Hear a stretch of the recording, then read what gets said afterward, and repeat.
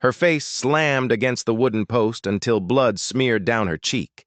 The crowd gasped, yet no one stepped forward to stop it. Annabelle Reed, a woman of 25, had been in town for only 3 days. She came looking for honest work, but hunger gnawed her stomach so fiercely that she made a single mistake. She stole a piece of dried meat from the wagon of Harlan Blackwood, the richest and most ruthless cattle baron in dry water. For that, she was dragged through the dust by her hair. Boots struck her ribs until bruises bloomed purple and red. Her dress tore open at the seams, dirt and blood mixing on the once white fabric. Hands bound tight, she was shoved upright and lashed against the post in the center of the square. Children watched, wide-eyed. Merchants leaned on their doors. The whole town waited to see the punishment of a hungry stranger. Harlan's men shouted at her, "Hold your head high, thief! Let them see what happens to beggars who touch his property!" One yanked her chin upward. Her swollen eye blinked against the harsh sun. Pain radiated from her hip, where the blows had landed hardest. Yet worse than the pain was the humiliation. She could feel their eyes crawling over her, weighing her shame heavier than the rope itself. A man in the crowd called out, "Cut her hair off!" Another voice rose. "Shave it all, right here in front of us!" The mob laughed, clapping hands together as if watching a circus. They wanted to shave her right there in public. A woman spat at her feet. A boy threw a stone that struck her shoulder. She closed her eyes, trying to remember the sound of her mother's voice, but even that memory slipped away under the roar of ridicule. The rope dug into her wrists until her skin broke. Blood trickled down her arms. Harlan himself had not yet arrived, but his orders were clear. Wait until the square filled, then strip her of her pride. No trial, no mercy, only shame. Annabelle swayed on her feet, dizzy from the beating, her stomach cramped with the very hunger that had driven her to this. Now the town looked at her not as a woman, but as a spectacle. And then, the sound of hooves cut through the square. A tall horse pushed its way forward, dust swirling around its legs. The rider swung down, boots striking the dirt with a heavy thud. He was a broad-shouldered man with a face weathered by sun and wind. Around his neck hung a red scarf that caught every eye. This was Elias Kane. Most in town knew his name. He owned one of the biggest ranches in the county, and folks whispered he was richer than the bank itself. But unlike Harlan, he had a reputation for fairness. Elias did not waste words. He walked straight to the post where Annabelle stood, tied and bleeding. His eyes swept over her torn dress, the bruises on her skin, the hopelessness clinging to her. He didn't just see a thief. He saw something else, something he seemed to recognize. He turned toward the man keeping watch. From his saddlebag, Elias pulled a leather pouch. He tossed it down, and the heavy clink of silver coins silenced the crowd. "That is more than enough," he said, his voice low and steady. "Cut her loose." The guard shifted on his feet. He was not about to fight a man like Elias, not with so many people watching. With a knife, he sawed through the ropes. Annabelle's knees buckled. Before she could collapse, Elias caught her arm. "Easy now," he muttered, steadying her. The crowd mumbled in disappointment. Their show cut short. He wrapped an arm around her waist and lifted her onto his horse. "Hold on," he told her. The horse moved forward and the crowd parted. No one dared to block his path. As they rode out of the dusty town, Annabelle clung weakly to the saddle, her head resting against his shoulder. For the first time in days, she felt the faint promise of safety. But a question burned in her mind. Why would a wealthy rancher risk his standing to save a stranger? And what was that flicker of recognition she saw in his eyes? The ride to Redstone Ranch was slow. By the time they arrived, the sky was fading into gold. The ranch stretched wide, with fences running to the horizon. Elias helped her down, and a gray-haired woman named Martha rushed over. "Lord have mercy!" she clucked. "She's half starved." Martha guided her toward the big house, where the warmth of simmering stew wrapped around Annabelle like a blanket. She ate, her hand shaking as she lifted the spoon. Tears welled in her eyes with the first bite. It wasn't just the food. It was the kindness.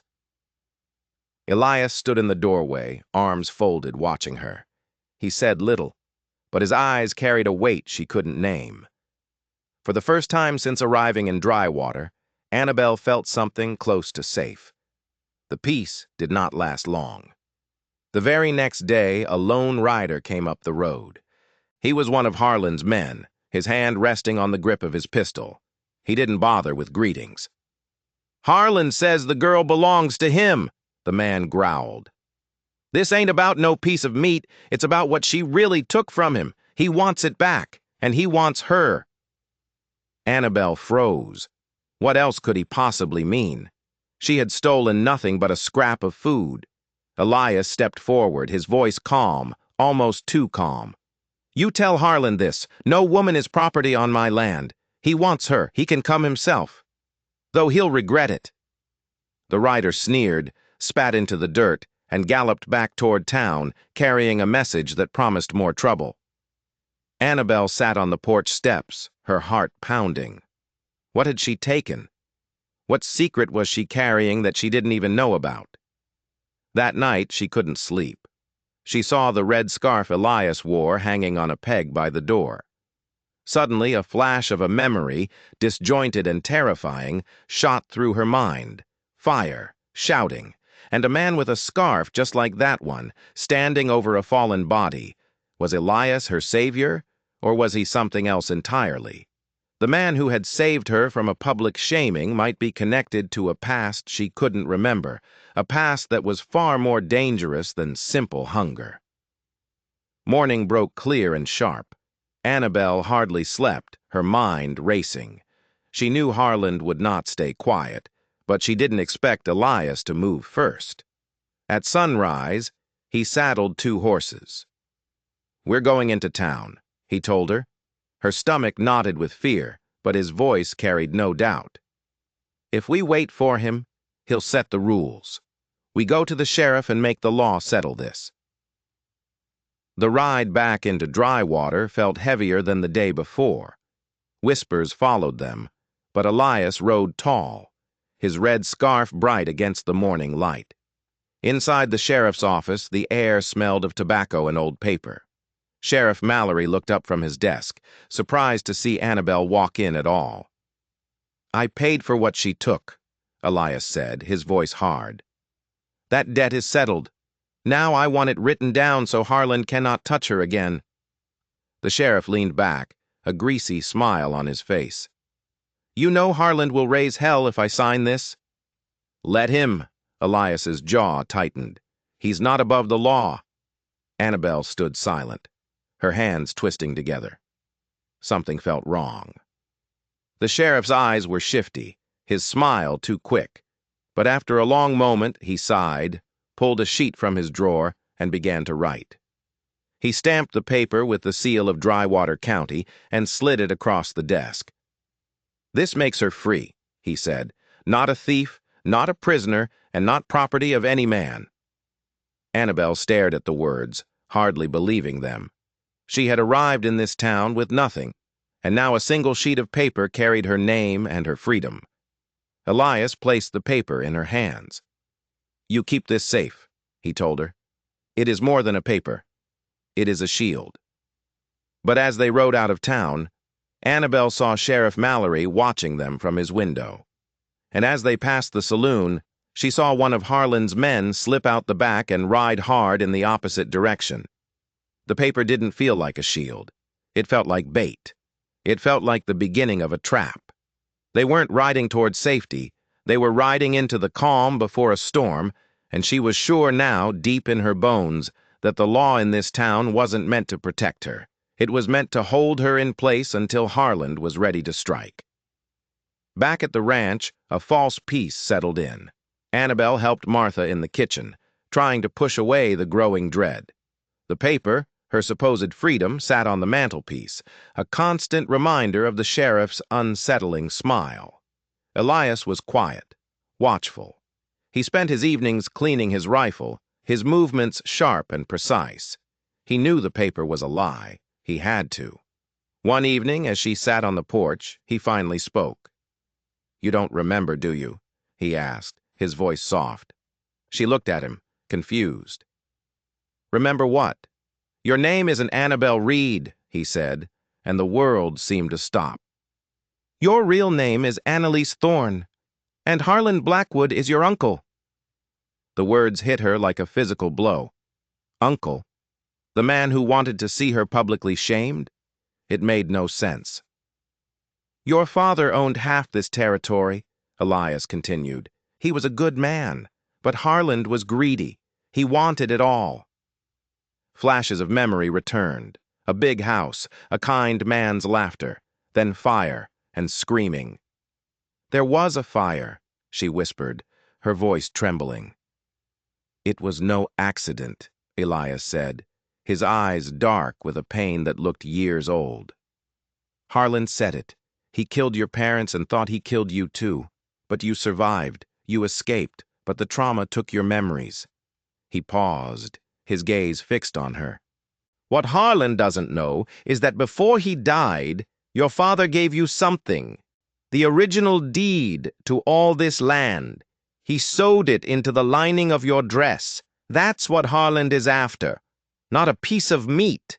He's after the proof that he's a murderer and a thief." Annabel looked down at her tattered dress, the very one she was wearing when they tied her to the post. It was all there. Her lost life, her stolen future, and the man who had saved her. Who was he in all this? "My father," Elias said, his voice thick with grief, "was your father's foreman. He died in that fire trying to save your family. I was just a boy. I watched Harlan's men ride away laughing. I swore I'd find you, and I'd help you take back what's yours." His red scarf. It had belonged to his father. He wore it as a promise. Suddenly a shot rang out from the darkness. A bullet splintered the wood of the porch railing, inches from her head. The trap had been sprung. Harlan was done waiting. The siege had begun. They scrambled inside as more shots echoed across the valley. Harlan's men were surrounding the ranch house, their torches flickering like angry fireflies in the night. They were trapped. The law was a lie. Her protector was a man on a quest for vengeance, and her own mind held the key to a fortune she never knew she had. The fight for a piece of meat had turned into a war for an entire territory. The night exploded into chaos. Gunfire erupted from all sides, shattering the windows of the ranch house. Elias shoved a rifle into Annabel's hands. "Stay down!" he yelled, firing back into the darkness. Martha, the old cook, was not just a cook. She moved with a calm efficiency, barring the doors and loading weapons like she'd been doing it her whole life. The ranch hands took up positions, their faces grim. This wasn't the first time they'd had to defend Redstone. "He's trying to burn us out!" one of the hands shouted as a flaming arrow thudded into the side of the barn. The dry wood caught instantly, and orange light began to pulse against the night sky. Panic seized Annabel for a moment, the sight of the fire bringing back the terror of her childhood. But then she saw Elias, his face set like stone, completely focused. His fight gave her strength. They were outnumbered, pinned down. Hour after hour they held them off, but their ammunition was running low. The barn was now fully engulfed in flames, the terrible light painting the faces of their attackers. Annabel could see them now, creeping closer, and leading them was Harlan Blackwood himself, his face a mask of furious greed. Just as it seemed all was lost, Elias grabbed her arm. "There's a tunnel," he said, his voice a low growl over the noise. "In the root cellar. My father built it years ago. It leads out to the creek." It was a desperate, last-ditch escape plan. Martha and the hands would provide covering fire, giving them a chance to slip away. "I'm not leaving them," Annabel said, her voice shaking but firm. "You have to." Elias insisted, his eyes boring into hers. The deed is everything. If he gets it, they died for nothing. My father died for nothing. The weight of his words settled on her. This was bigger than her, bigger than the ranch. This was about justice for the dead. They made their way to the cellar as the roof of the main house began to smolder. Martha gave them a grim nod. Go now. We'll hold them. The sounds of the fight were muffled as they entered the damp, dark tunnel. It was narrow and smelled of earth and roots. They moved as quickly as they could, the sounds of battle fading behind them. But when they emerged under the cover of willows by the creek, they weren't alone. Two of Harlan's men were waiting for them, as if they knew exactly where they'd be. Before Elias could even raise his rifle, a heavy blow sent him stumbling. Annabelle screamed as one of the men grabbed her, his rough hands tearing at her dress. The boss wants what's in the lining, girlie. It was a trap within a trap. Someone had to have told Harlan about the tunnel. There was a traitor back at the ranch. Suddenly, a new voice cut through the chaos. Let her go. Sheriff Mallory stepped out from behind a tree, his pistol aimed not at Harlan's men, but at Elias. Of course. The lawman was the final piece of the puzzle. He wasn't just in Harlan's pocket. He was his partner. It's over, Kane, Mallory sneered. We've got you, and we've got the girl. The whole territory will be ours. But as Harlan's man finally ripped the lining of Annabelle's dress, his face went from triumph to confusion. He pulled out a folded piece of oilskin. But it wasn't a deed. It was a crude drawing of a child's hand. It was worthless. Annabelle started to laugh, a wild, unhinged sound. You think my father was a fool? She cried out. You think he'd hide it somewhere so obvious? Her memory was back, fully and completely. The fire had unlocked it all. He knew you were a snake, Uncle. He knew you'd come for it. Elias saw his chance. While everyone was staring at the drawing, he lunged, tackling the sheriff. The gun went off, but the shot went wide. Annabelle didn't hesitate.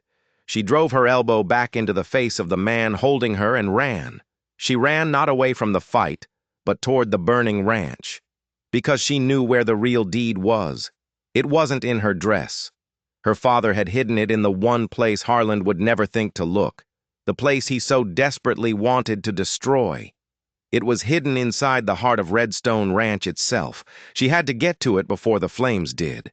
The heat was immense. The main house was a roaring inferno, the roof groaning as it prepared to collapse. Annabelle ignored the smoke stinging her eyes and the embers singeing her skin. She knew exactly where to go. A loose stone in the hearth, the very heart of the home. Her father had shown it to her in a game years ago, a secret place for treasures. She scrambled inside, the heat blistering her face. Prying the stone loose with shaking hands, she reached into the hollow space behind it. Her fingers closed around a metal box, warm from the fire.